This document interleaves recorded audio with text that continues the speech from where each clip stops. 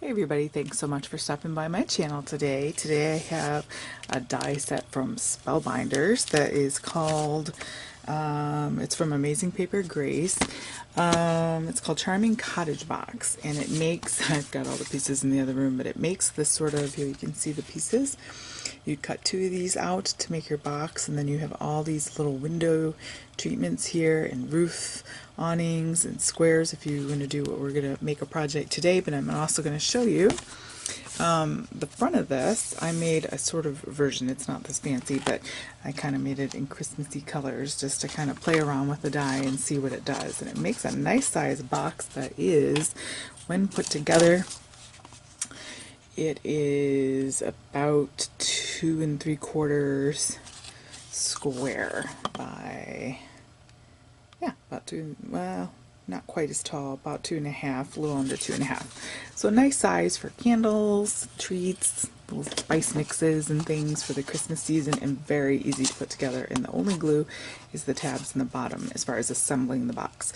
So you can decorate it with these roof pieces here. I alternated with some craft and some gold. You can decorate the sides with these. You can make these little windows and shutters and doors and little leafage here and the gingerbread guy.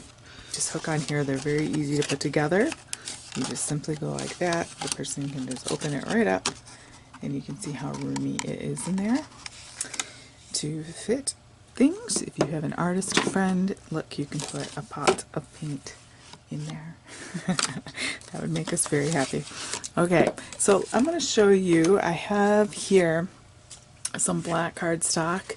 I cut out the tag, which is very, very cute. I love the little scallop, and you can easily mat that or just stamp right on that or put another little piece of decorative paper there, but I love the little scallops.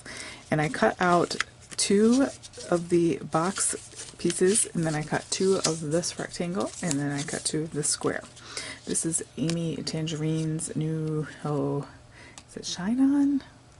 I'll have to put it at the bottom of the screen, but it's digital paper that I got from her new collection. Just to show you, you can really change up the look for the holidays, or you can make it all year round. So you have your 2 pieces, and then you want to go ahead and take a scoring tool and or a foam folder and just kind of, or maybe you don't need it. Let's see. I guess we do down here. Just make those creases nice and firm there. It's nice when the scoring's all done for you. Okay.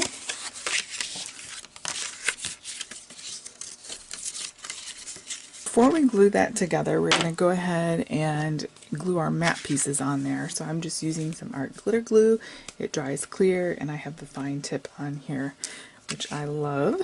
So I'm just going to take my matting pieces and then go ahead and put those on. And those fit right up here.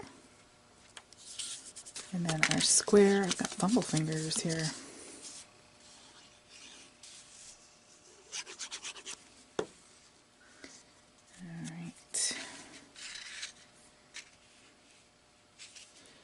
You also could cut 2 more and put them on the sides. I did not. So if you wanted the sides done all the way around the box, so square, square, you'd have to do 4. So I'm just doing 2 and 2.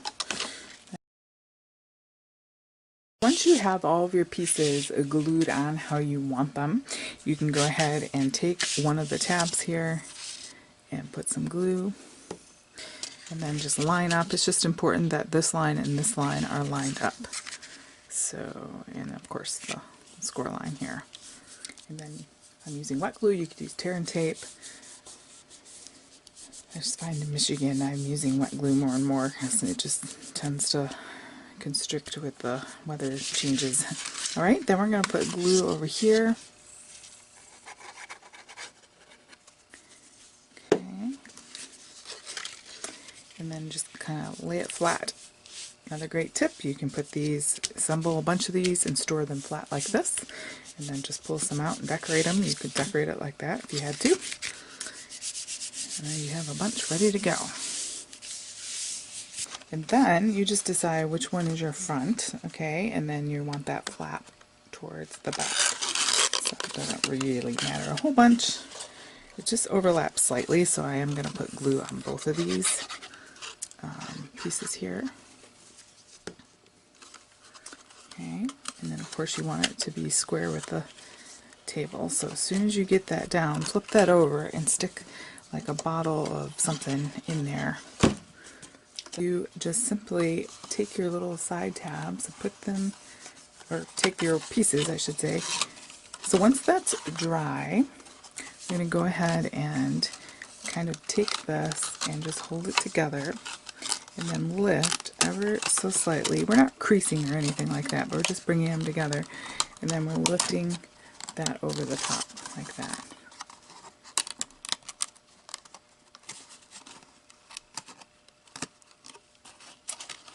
That one that got away from me there. Okay, and then you have your box. It's very, very sturdy. Nothing's going to fall out of there, and it's still very easy for the recipient to get into, so it's a great little box. Great size. Now for our tag, we're going to go ahead, there's any number of ways you can decorate this, having flowers here and whatnot, but we're going to go ahead and get a stamp on here. Okay, so I've got myself some black ink, and this is a Stampin' Up! Very vintage hostess set, and it's very, very nice. It's got, my case unfortunately arrived correct. Other than that, it's got some beautiful pen sketch elements, and it's got nice size sentiments. So this For You is what I'm going to be using, and it fits perfectly on that tag. So put whatever sentiment you want. I just totally took my ink pad off. I'm going to go ahead and ink this up.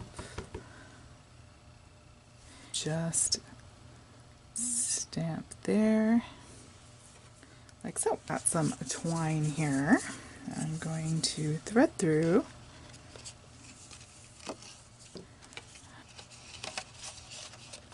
And then I'm going to fish that bow down until it's right above. It's still kind of big and wonky, isn't it? Okay, we have a little tag on there that will help the person know it's theirs, where you can put little flowers and things on there, but I just wanted to highlight that box because I feel like it's a nice, sturdy, roomy box in my Spellbinder series here. Sometimes dies can be expensive, and so if you're looking for a die that you feel like will be timeless, this is a good one to invest in. There's so many other ways you can decorate it and make completely different looking boxes, so I really like that.